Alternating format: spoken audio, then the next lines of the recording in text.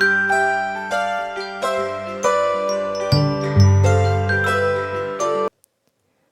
ងៃនេះយើងមករាប់លេខពី1ដល់10 1គោ1ក្បាល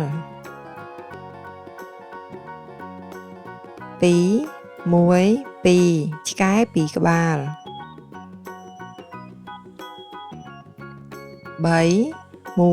3 ទន្សាយ3ក្បាល4 ប៉ោម4ផ្លែ5 ម្នាស់5ផ្លែ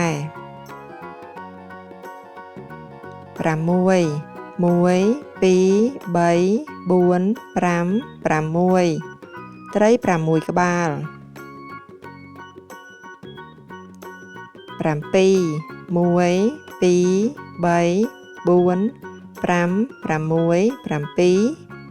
ផែនខ្វីន7ក្បាល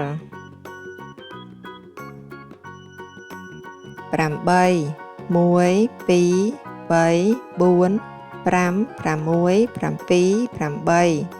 ខ្មៅដៃ8ដើម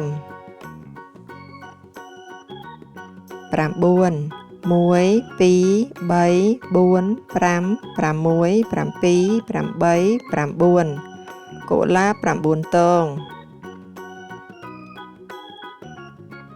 10 1 2 3 4 5 6 7 8 9 10 ពេញប៉ោង10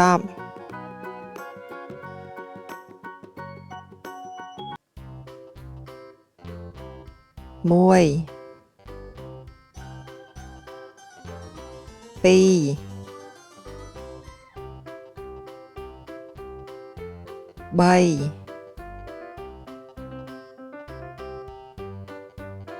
4 5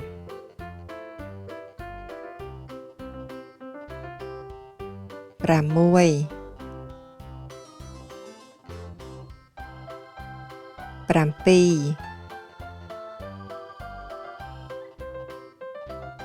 8